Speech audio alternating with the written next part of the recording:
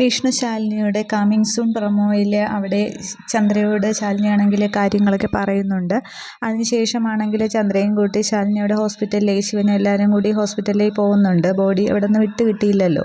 അന്നേരം ശാലിനി ഇങ്ങനെ ആകെ വിഷമിച്ചിരിക്കുന്നുണ്ട്. അവൻ എൻ്റെ കൂടപ്പിറപ്പായിരുന്നു, സ്വന്തം അനിയൻ എന്നൊക്കെ പറഞ്ഞിങ്ങനെ ശാലിനി പ്രകാശിനെ കുറിച്ച് ഇങ്ങനെ പറയുന്നുണ്ട്. അന്നേരം ആ വിഷമം താങ്ങാനാകാതെ ചന്ദ്രയാണെങ്കിൽ ഇങ്ങനെ ശാലിനിയെ കെട്ടിപ്പിടിച്ച് കരയുകയാണ് ചെയ്യുന്നത്.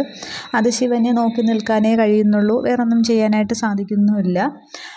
പിന്നെ അതിനുശേഷം അവിടെ നേരത്തെ ആണെങ്കിൽ അമ്പലത്തിൽ ശാരികയുടെ കുഞ്ഞിനെയും കൊണ്ട് അവർ വന്നല്ലോ, അരുണയും മൂർത്തിയൊക്കെ. അന്നേരം തിരുമേനിയാണെങ്കിൽ കുഞ്ഞിനെ കണ്ടിട്ട് പൂജയൊക്കെ കഴിഞ്ഞ ശേഷം പറയുന്നുണ്ട്, അമ്മയെ രാജ്ഞിയെ പോലെ ഇവൾ വാഴിക്കും, അമ്മ മകളാണ് എന്നൊക്കെ പറയുമ്പോൾ അരുണയ്ക്ക് ആ പാടം കൊണ്ട് സന്തോഷമാകുന്നുണ്ട്.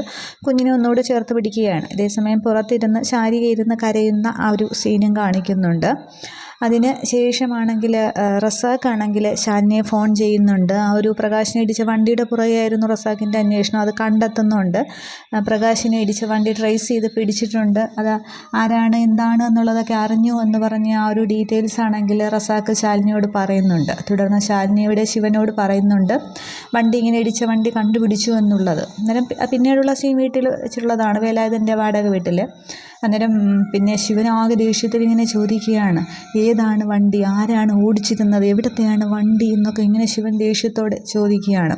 അന്നേരം ശാലിനി ഇങ്ങനെ ശിവൻ്റെ മുഖത്ത് നോക്കാതെ തന്നെ പറയുന്നുണ്ട്, വണ്ടി മാണിക്കോത്തെയാണ് എന്നിങ്ങനെ പറയുമ്പോൾ ശിവൻ ആകപ്പാടെ അങ്ങോട്ട് ഷോക്കിലാവുന്നുണ്ട്.